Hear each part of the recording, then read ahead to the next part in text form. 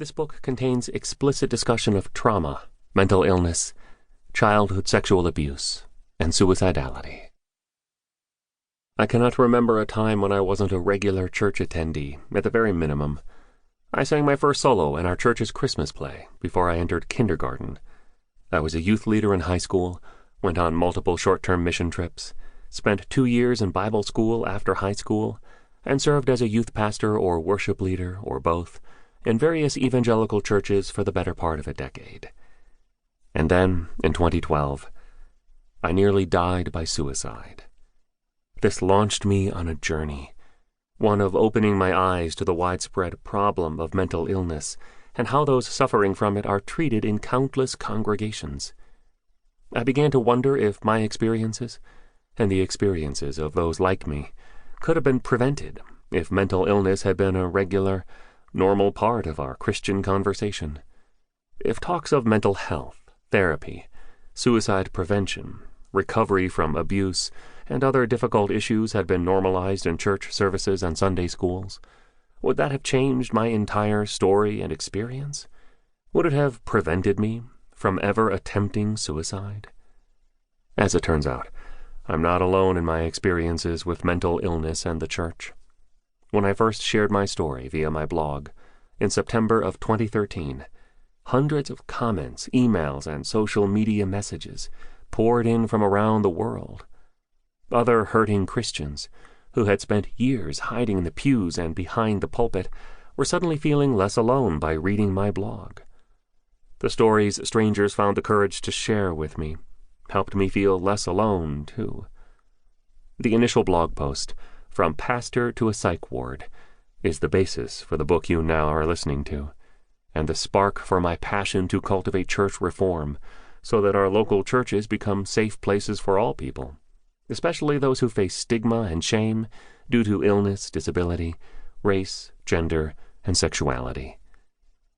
While my primary focus for the past several years has been on everyday Christians and spiritual misfits, this book is aimed specifically at church leaders, pastors, board members, and lay leaders.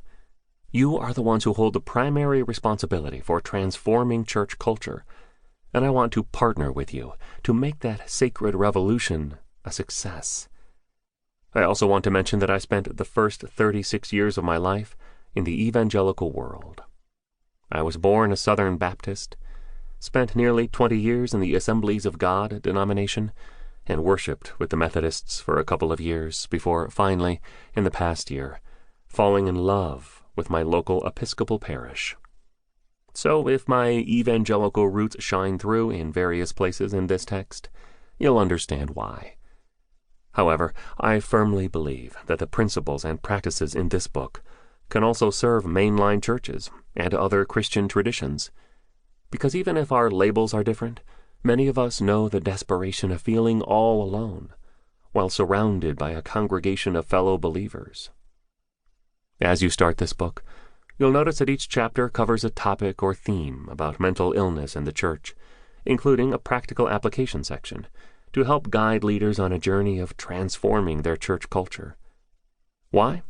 Because this kind of total overhaul begins from the inside out, or from the top down, and sometimes those of us on the top and on the inside need help taking the first steps toward that overhaul. You should know, I'm not a mental health professional, nor am I a researcher, but after surviving a suicide attempt, I became a vocal advocate for mental health, and I am passionate about this truth.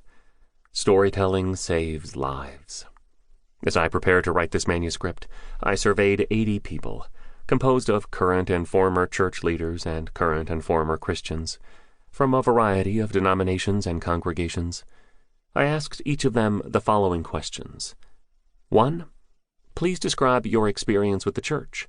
What caused or causes the church to feel like an unsafe place to share your story? 2. During your season of despair, did you feel seen by the church, or like you had to hide? Please share the good, bad, or ugly. I'm looking for both positive and negative feedback. 3. How did that experience make you feel?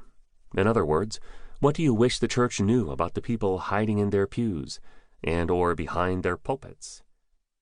4.